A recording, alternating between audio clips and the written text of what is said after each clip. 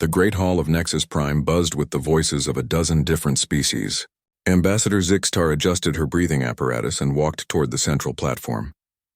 Her forearms carried a data tablet that contained information that would change everything. She hoped the other ambassadors would listen. The Galactic Confederation had ruled this part of space for over 3,000 years. 47 different alien species worked together to keep peace among the stars. They had explored most of the galaxy, mapped trade routes, and established colonies on thousands of worlds. Life was good. Life was safe. Zixtar reached the speaking platform and pressed the attention signal. The hall grew quiet. Representatives from the Tekri Empire, the Mulvan Trade Federation, and dozens of other civilizations turned their various eyes, sensors, and attention organs toward her. Fellow delegates, she began in the common tongue, we have discovered something troubling in the Outer Rim territories. A few ambassadors shifted in their seats. Troubling news was rare these days. Pirates were easily handled by the Confederate Navy. Natural disasters could be predicted and avoided. What could possibly worry the usually calm Velkari? 3 days ago, our archaeological team was examining a derelict vessel, found drifting near the Kepler Nebula. The ship was ancient, at least 4,000 years old. Inside, we found databanks that were partially intact. She touched her tablet, and a holographic display appeared above the platform. Strange symbols filled the air, along with images that made several delegates lean forward with interest. The data tells us about a species we have never encountered. They call themselves humans. According to these records, they came from a planet called Earth, located somewhere in what we now call the Dead Zones. Ambassador Krell of the Tekri snorted, which sounded like steam escaping from a broken pipe. The Dead Zones have been empty for millennia. Our deep space surveys confirmed this centuries ago. Zixtar nodded. That is what we believed. But these records suggest otherwise. The humans appear to have been a remarkable species. They were bipedal, like several of our member races. They breathed oxygen and water vapor similar to the Altarians. But their capabilities were unusual. She touched the tablet again. New images appeared, showing bipedal creatures in various situations. The quality was poor, but the implications were clear. According to these fragments, humans could survive in environments that would kill most of us. They lived on worlds with extreme temperatures, from frozen ice balls to desert planets with constant volcanic activity. They ate almost anything organic and could go without food for extended periods. Impossible, muttered Ambassador Yith of the Crystalline Collective. Her voice sounded like music played on broken glass. No species could adapt to such extremes. There is more, Zixtar continued. The records describe their behavior in conflict situations. Humans apparently had a tendency to fight. Even when victory was impossible, they would continue battling until every last member was dead rather than surrender. But they were also capable of great compassion, often risking their lives to save others, even strangers. The hall filled with skeptical murmurs. Such contradictory behavior made no evolutionary sense. Commander Voss of the Confederate Security Force stood up. He was one of the few humans-like species in the Confederation, though his people had evolved on a much more peaceful world. Ambassador Zixtar, with respect, this sounds like mythology rather than historical record. Ancient civilizations often created stories about impossible heroes and monsters. That was my first thought as well, Zixtar admitted. However, we have found similar references on 17 other derelict ships and abandoned stations throughout the Outer Rim. All tell similar stories about humans. All date to approximately the same time period. She paused and looked around the hall. Every delegate was paying attention now. Most disturbing of all, these records suggest that humans possessed advanced technology. Their ships could apparently travel faster than light using methods we do not understand. Their weapons could destroy entire fleets, and their defensive capabilities allowed small numbers of human vessels to defeat much larger forces. Even if these humans existed, said Ambassador Krell, they are clearly extinct now. 4,000 years is a long time. Species rise and fall. If they were as violent as you suggest, they probably destroyed themselves. Many delegates nodded in agreement. It was a reasonable conclusion. Perhaps, Zixtar said. But there is one more thing. 3 days ago, our deep space monitoring stations detected gravitational anomalies at the galaxy's edge. Something very large is moving through dark space, heading toward Confederate territory. The hall went silent. Deep space was supposed to be empty. The Confederation had long-range sensors positioned throughout their territory. Nothing should be able to approach without being detected much earlier.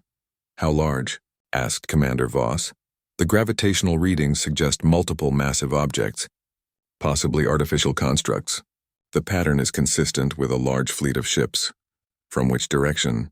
The Orion Arm beyond our mapped territories. From the region where these human records suggest their homeworld was located. The silence stretched longer this time. Finally, Ambassador Krell spoke. You are suggesting that these mythical humans are real and are approaching our space? I am suggesting that we should prepare for the possibility. The gravitational signatures are unlike anything in our databases. Whatever is coming, it is large, it is organized, and it is heading directly for us. How long before arrival?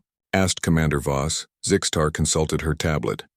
Based on current trajectory and speed, approximately 6 months. 6 months to prepare for contact with a possibly hostile species that may or may not exist, mused Ambassador Yith. This is highly irregular. I recommend we mobilize.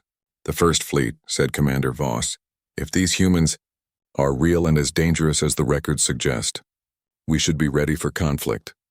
I disagree, said Ambassador Krell. We should attempt communication first. If they are real, they may be peaceful explorers returning home after a long journey. The debate continued for hours. Some delegates wanted to prepare for war. Others insisted on diplomatic contact. A few still believed the whole thing was impossible. Finally, they reached a compromise. The Confederate Navy would quietly move ships to the Outer Rim territories. Meanwhile, xenobiologists and archaeologists would study the human records more carefully. If contact was made, they would attempt communication first. As the session ended and delegates filed out of the hall, Zixtar remained on the platform. She looked at the holographic displays still floating above her. The images of humans seemed to watch her with their forward-facing eyes. Something about those eyes bothered her. They were the eyes of predators, but also of creatures capable of deep thought.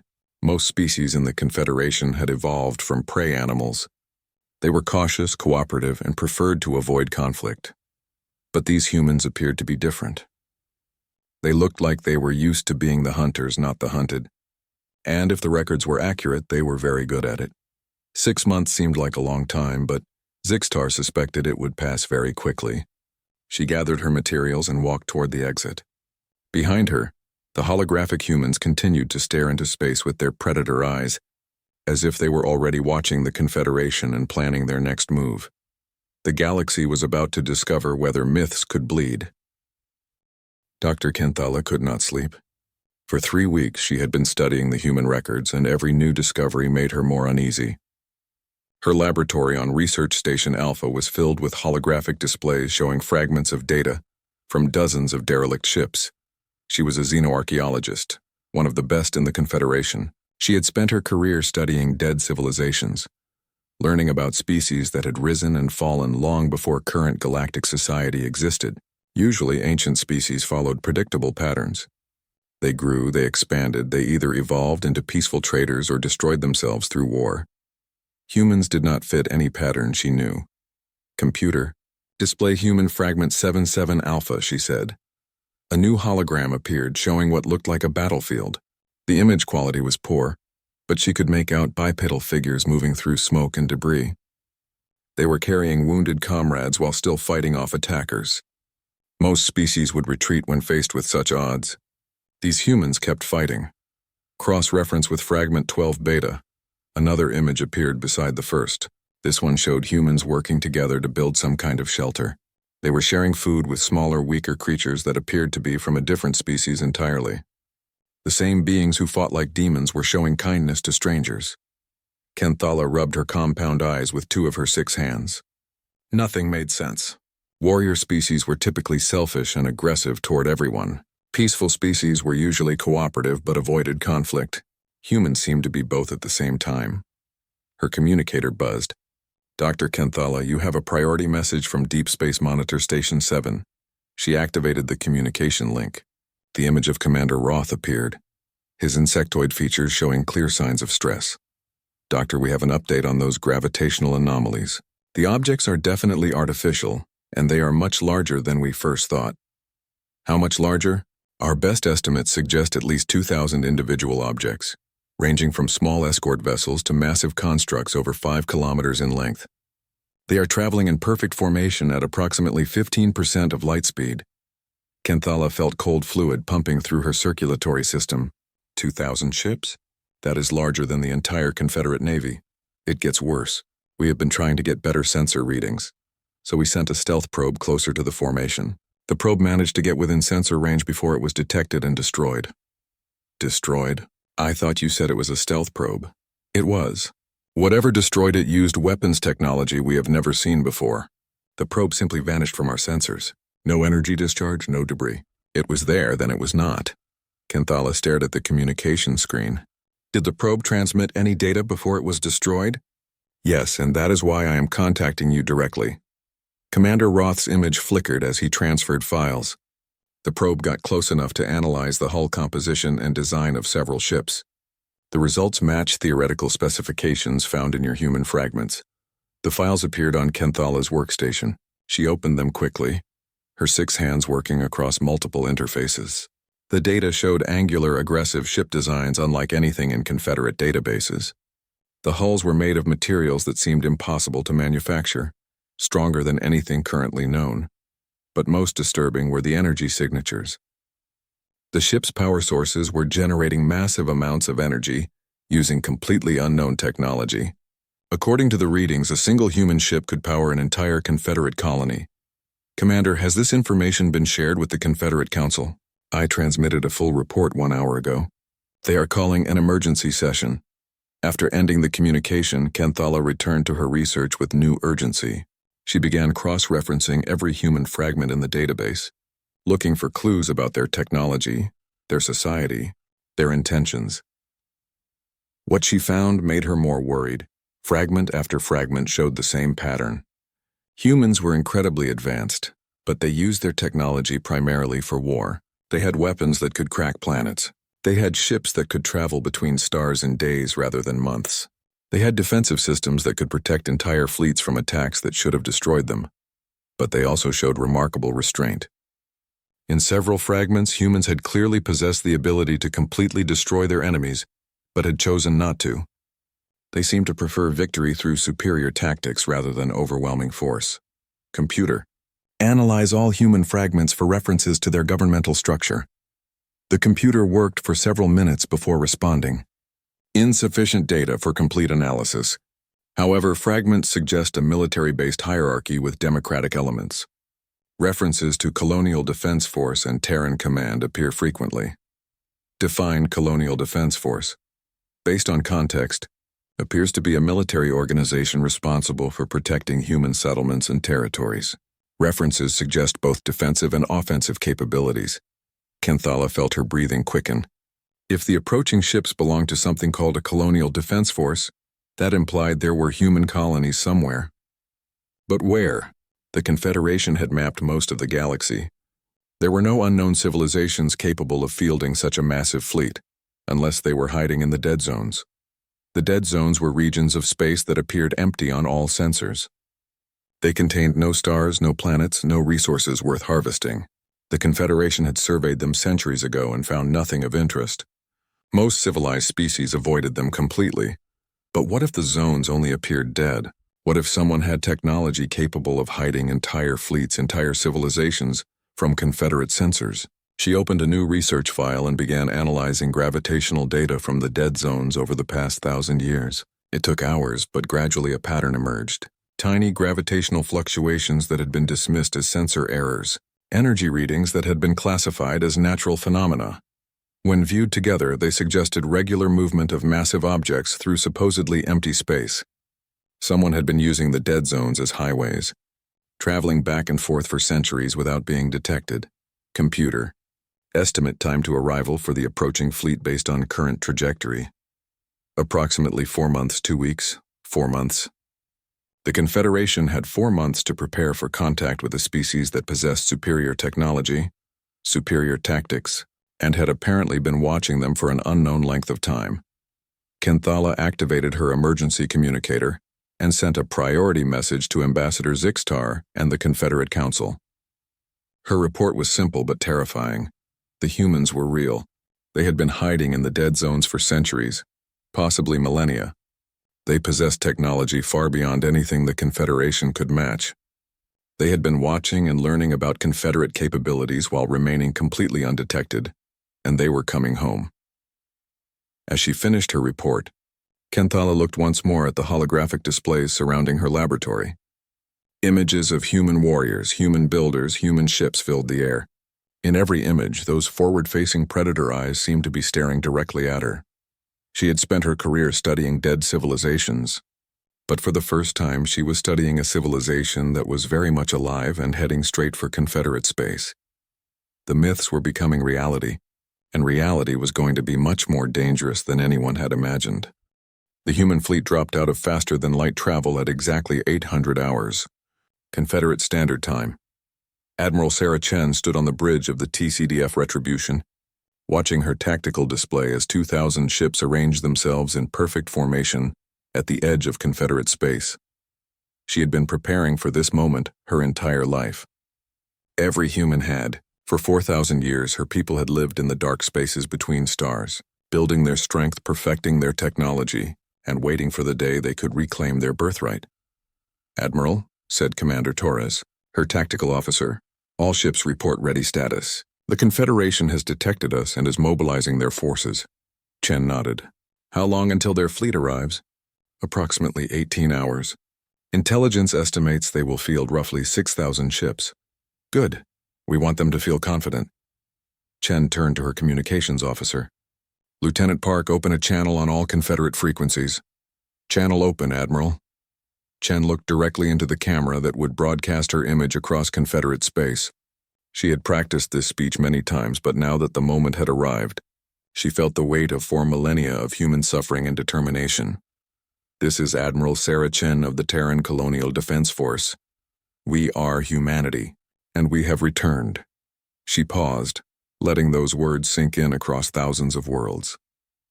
"To the species of the Galactic Confederation, you know us only as myths and legends found in ancient databanks. You believed we were extinct, disappeared into the void of space. You were wrong." On her tactical display, she could see Confederate ships racing toward their position from dozens of systems. Their response was exactly what her intelligence teams had predicted. 4,000 years ago, your ancestors drove us from our rightful place in this galaxy. You hunted us across star systems, destroyed our colonies, and attempted to erase us from existence. You failed. Chen began walking across her bridge, her boots echoing in the silence. Every member of her crew hung on her words. They had all grown up hearing stories of the Great Exile, the long journey to the edge of space, the years of preparation for this moment. We did not die. We did not surrender. We adapted. We survived in places you thought were impossible to inhabit. We built new worlds in the darkness between stars. We grew stronger while you grew comfortable. She stopped in front of the main display, which showed the approaching Confederate fleet. We have watched you for centuries. We know your weaknesses, your tactics, your capabilities. We have prepared for every possible scenario. We have become what we needed to become to ensure our survival and your defeat. The communication officer signaled that Confederate forces were attempting to establish contact. Chen ignored them. However, we are not the savage monsters your histories claim we were. We have evolved beyond simple revenge. We offer you one opportunity for peaceful resolution. She looked directly into the camera again. Withdraw all military forces to your core systems within 72 standard hours. Prepare to negotiate the terms of a new galactic order. This is your only chance to avoid total war. Chen nodded to the communications officer, who closed the channel. "Admiral," said Commander Torres, "the Confederate fleet will arrive in 16 hours. They significantly outnumber us." "Numbers are not everything, Commander. How many battles have you studied where a smaller force defeated a larger one through superior tactics and determination?" "Many, Admiral. But those battles were usually won by narrow margins after significant casualties." Chen smiled, but there was no warmth in it. Those battles were not fought by humans. The next 72 hours passed slowly. The Confederate fleet arrived and arranged itself in standard battle formation, exactly as human tactical computers had predicted. They outnumbered the human forces 3-1, with ships that were newer and theoretically more advanced. On the bridge of the Confederate flagship CNS Harmony, Fleet Admiral Vextal reviewed the tactical situation. He was a veteran of dozens of conflicts, and in his experience, Numbers usually decided the outcome of space battles. "All ships report ready status," announced his tactical officer. "The humans have not responded to our attempts at communication. Have they made any aggressive moves?" "Negative, Admiral. They maintain formation at the edge of our sensor range." Vextal studied the human fleet on his display. Their ships were angular and aggressive-looking, but they were clearly outgunned. Perhaps the myths about human capabilities were exaggerated. "Send one final communication. Tell them they have 10 minutes to surrender or we will open fire." 10 minutes passed without response. "All ships, this is Admiral Vextal. Commence attack. Target their command vessels first." The Confederate fleet opened fire with everything they had. Thousands of energy beams and missile volleys crossed the void toward the human formation. On the Retribution, Admiral Chen watched the incoming fire with cold satisfaction. "All ships, implement Pattern Omega. Show them what real warfare looks like." What happened next would be studied in military academies for generations. The human ships did not retreat or take defensive positions. Instead, they accelerated directly into the Confederate formation, their weapons firing with impossible accuracy. Confederate ships began exploding before their crews could understand what was happening. Human weapons cut through shields and armor like they were made of paper. Human tactics were unlike anything in the Confederate military manual. When a human ship was damaged, it did not withdraw for repairs. It continued fighting until it was completely destroyed, taking as many enemy ships with it as possible. When human ships were surrounded, they did not surrender. They fought harder. Admiral Vextal watched in horror as his fleet was systematically destroyed. His ships outnumbered the humans 3-1, but somehow the humans were winning. Their weapons were more powerful, their tactics more effective, their crews more determined. "All ships retreat to jump coordinates," he ordered. But the humans had anticipated this as well. They had positioned ships to block escape routes. Confederate vessels found themselves trapped in a killing field with no way out. In less than 6 hours, the Confederate fleet was reduced to scattered debris and emergency escape pods. The human fleet remained in perfect formation, almost undamaged. Admiral Chen stood on her bridge watching the tactical display clear of enemy contacts. "Casualties?" she asked. 17 ships destroyed, 43 damaged, reported Commander Torres. "Total crew losses approximately 800. Chen nodded. 800 human lives to destroy 6,000 enemy ships. The mathematics of warfare had not been kind to the Confederation. "Open a channel to all Confederate worlds," she ordered. When the channel was established, she spoke with the same calm authority she had shown before the battle. "This is Admiral Chen. Your fleet has been destroyed. Your military leaders are dead or captured. You have seen what happens when you oppose humanity in open warfare." She paused, allowing her words to reach every Confederate world simultaneously. "We did not want this conflict, but you forced our hand.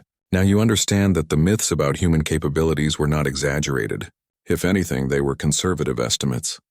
On thousands of worlds, billions of Confederate citizens watched their screens in shock and fear. In 6 hours, everything they thought they knew about galactic military power had been proven wrong. However, this was only a demonstration. The real human fleet is still approaching. What you have seen today was merely our advance guard." Chen let that information sink in before continuing. "You have 72 more hours to consider our previous offer. Withdraw to your core systems and prepare for negotiations. Next time, we will not be so merciful." The channel closed, leaving the galaxy in stunned silence. Admiral Chen looked out at the stars that had been denied to her people for 4 millennia. Soon, very soon, they would be home again. 3 days after the destruction of the Confederate fleet, Admiral Sarah Chen stood in the conference room of Neutral Station Gamma. The station had been built centuries ago as a meeting place for diplomatic negotiations between different species. Today, it would host the most important conversation in galactic history. Across the table sat representatives of the Galactic Confederation. Ambassador Zixtar looked older than when Chen had seen her in intelligence files. The stress of recent events had taken its toll on the Velkari diplomat. Beside her sat the remaining members of the Confederate High Council, each one representing species that had ruled the galaxy for thousands of years. They all looked terrified. Chen had come alone except for 2 guards. She wore the simple blue uniform of the Terran Colonial Defense Force, with no decorations except for a small pin showing Earth's sun and moon. She looked exactly like what she was, a career military officer who had spent her entire life preparing for this moment. Admiral Chen, Ambassador Zixtar began carefully, we appreciate your willingness to meet under a flag of truce. I keep my word, Ambassador. Unlike your ancestors, the insult hung in the air like a physical presence. Several council members shifted uncomfortably in their seats. We have come to discuss terms for ending this conflict, continued Zixtar. Perhaps we can find a way to coexist peacefully. Chen leaned back in her chair and studied the assembled delegates. These beings represented 47 different species and thousands of worlds. Their ancestors had once commanded fleets that could destroy entire star systems. Now they sat before a single human begging for mercy.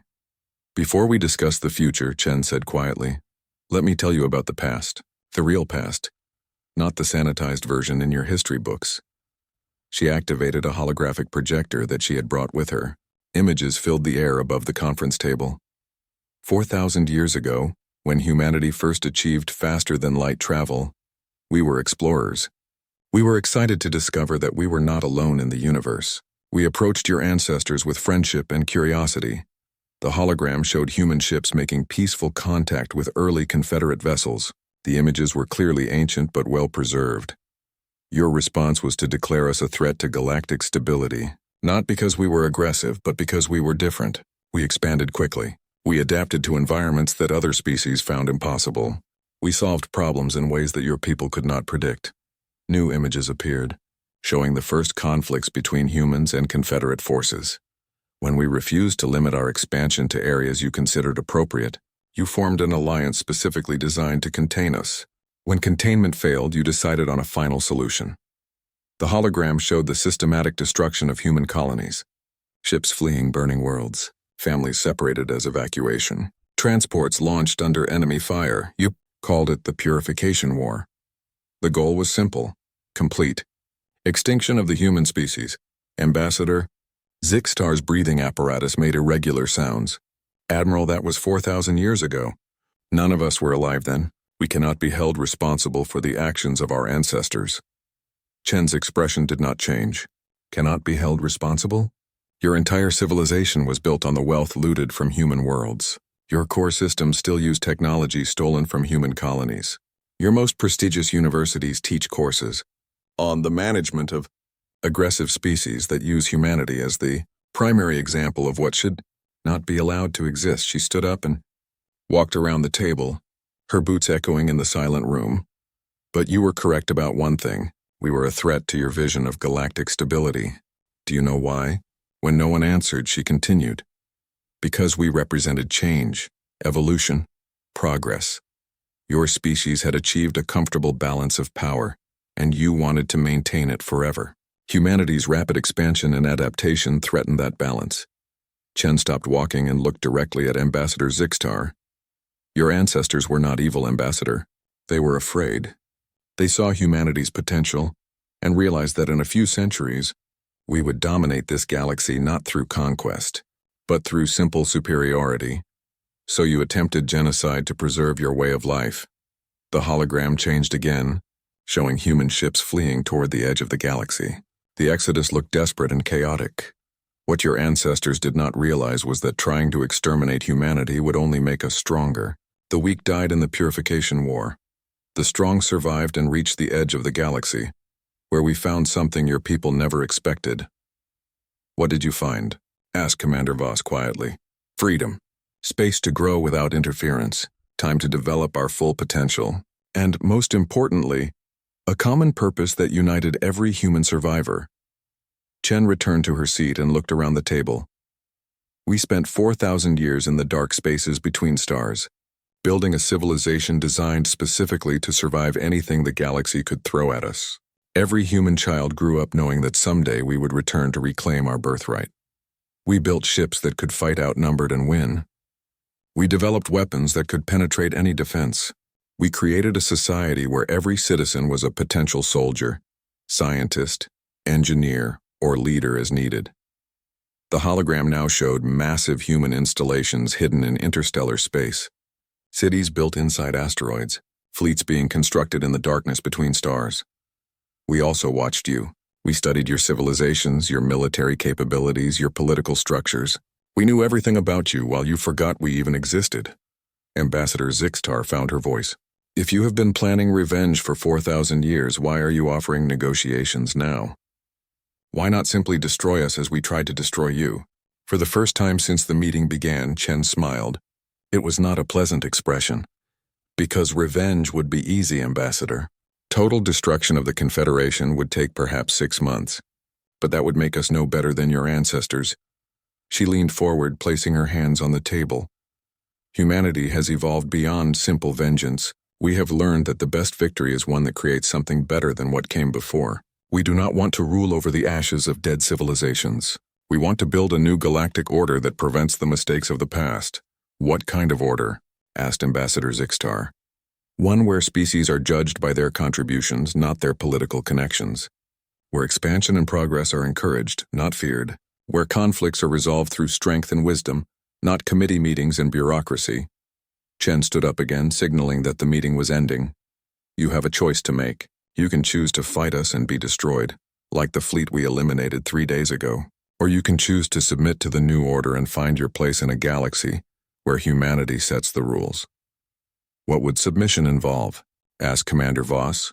Complete disarmament of all military forces, surrender of political authority to human administrators, relocation of your populations to worlds we consider appropriate. Some of your species will be allowed to maintain limited self-government under human oversight. The delegates looked at each other with expressions of shock and despair. How long do we have to decide? Asked Ambassador Zixtar. You have already decided, Ambassador. The only question is whether you will make the intelligent choice or the prideful one. Chen walked toward the exit, then stopped and looked back. For what it is worth, I hope you choose wisely. Humanity has no desire to repeat the mistakes your ancestors made, but we will do whatever is necessary to ensure our survival and dominance.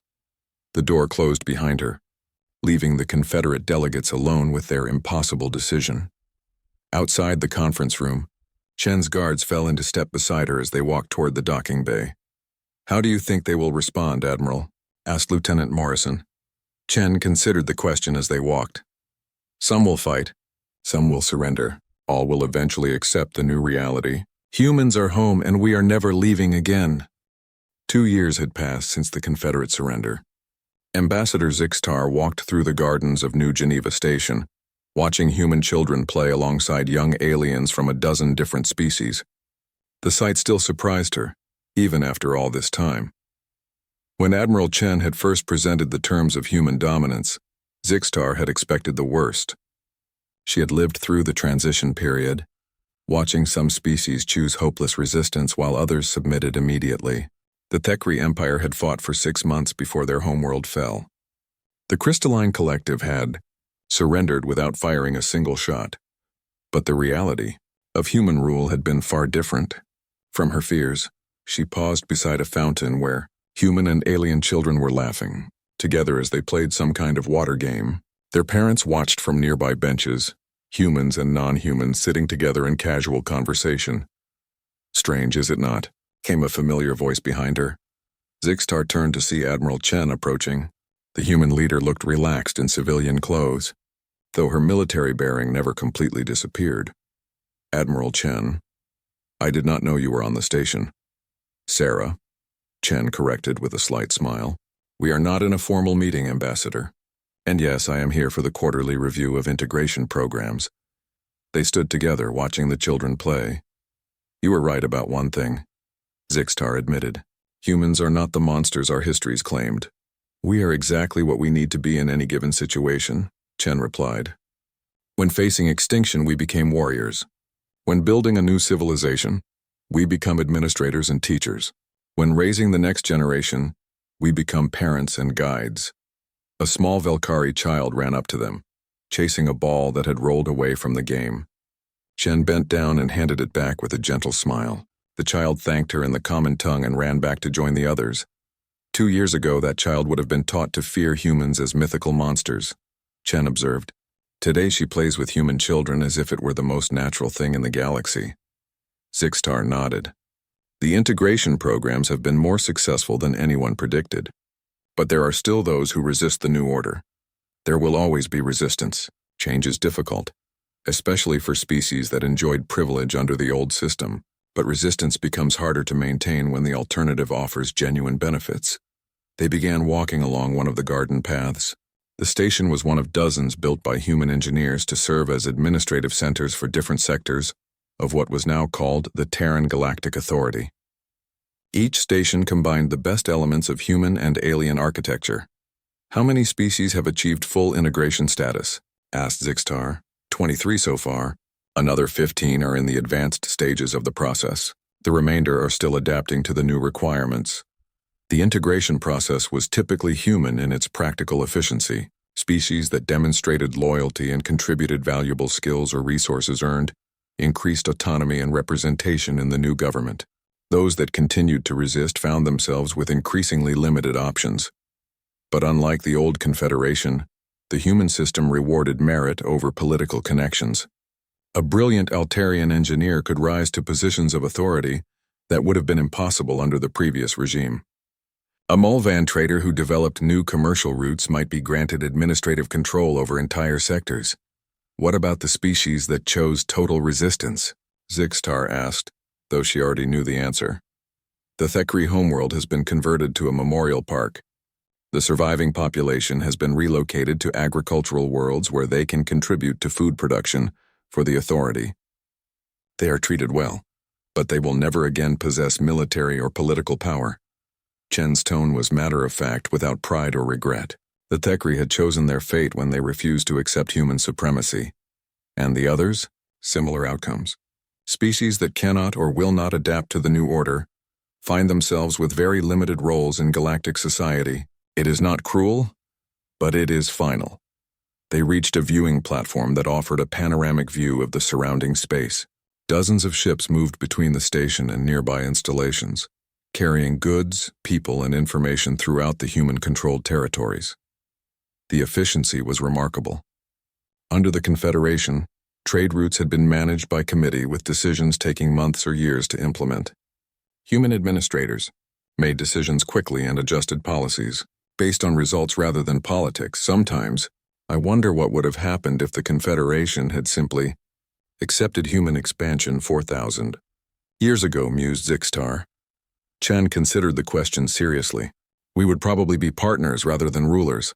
Humans are natural competitors, but we also understand the value of strong allies. If your ancestors had seen us as potential equals rather than threats, the galaxy might look very different today." Do you ever regret the path that led us here? Regret is pointless. We are what we are because of what was done to us. The Purification War made humanity stronger, more unified, more determined. Without that experience, we might never have developed the capabilities that allow us to maintain galactic peace today. Chen pointed to a group of ships approaching the station. The monthly supply convoy from Sector 7. Food, manufactured goods, and raw materials from 40 different worlds, all coordinated through a single logistics network. Under the Confederation, that same coordination would have required dozens of committees and taken 3 times as long. "The trains run on time," Zixtar said quietly. "Exactly. Efficiency, merit-based advancement, clear chains of authority, and consequences for failure. These are not complicated concepts, but the Confederation was too invested in maintaining the status quo to implement them." A chime sounded across the station, indicating the start of the afternoon shift change. Throughout the facility, humans and aliens worked together in positions ranging from basic maintenance to advanced research. The integration had not been perfect, but it had been remarkably successful. "I have a confession," said Zixtar. "When you first presented the terms of surrender, I expected humanity to be harsh rulers. I thought you would treat us the way we treated you during the Purification War." Chen turned to look at her directly. "We considered it. There were voices in the human government calling for exactly that kind of revenge. But we chose a different path. Why? Because we learned something during our 4,000 years in exile. Hatred and fear make you stronger in the short term, but they make you weaker over time. If we had built our new civilization on revenge, it would eventually have collapsed from its own internal contradictions." Chen gestured toward the children still, playing in the gardens below. "That generation will grow up knowing that humans and aliens can work together when there is mutual respect and clear authority. They will build something even better than what we have created. And what role will species like mine play in that future? The same role that any individual plays in human society. You will be judged by your contributions, your loyalty, and your ability to adapt to changing circumstances. Some aliens will become leaders. Some will remain followers. Most will find their place somewhere in between. They stood in comfortable silence for a few minutes, watching the controlled chaos of a busy spaceport. Ships arrived and departed on precise schedules. Cargo moved efficiently from transport to storage to final destination. Communication networks carried information across vast distances in real time. "I have one more question," said Zixtar finally. "What happens when other species develop capabilities that rival humanity's? Will you make the same mistake the Confederation made with you?" Chen smiled, and this time there was genuine warmth in the expression. "Ambassador, that question shows you still do not understand what makes humanity different. We do not fear competition. We welcome it. When a species develops capabilities that rival ours, we will attempt to recruit them as allies or partners. And if they refuse, then we will defeat them and offer them the same choice we offered the Confederation. Submit and find your place in the Galactic Order, or be eliminated as a threat to stability." Chen began walking toward the station's administrative section. "The difference between humanity and the old Confederation is simple, Ambassador. We do not maintain power through politics and committee decisions. We maintain it through demonstrated superiority in every field that matters: military capability, technological advancement, economic efficiency, and social organization. When we can no longer demonstrate that superiority, we will deserve to be replaced by whatever species can do better." As she walked away, Zixtar remained on the viewing platform looking out at the stars. The galaxy had indeed changed, perhaps permanently. The old order of cautious cooperation and political maneuvering had been replaced by something more direct and efficient. Whether that change was ultimately good or bad remained to be seen. But one thing was certain: humanity had kept its promises. They had created a new galactic order based on merit and strength rather than fear and politics. And in the gardens below, human and alien children continued to play together, building friendships that would define the future of galactic civilization.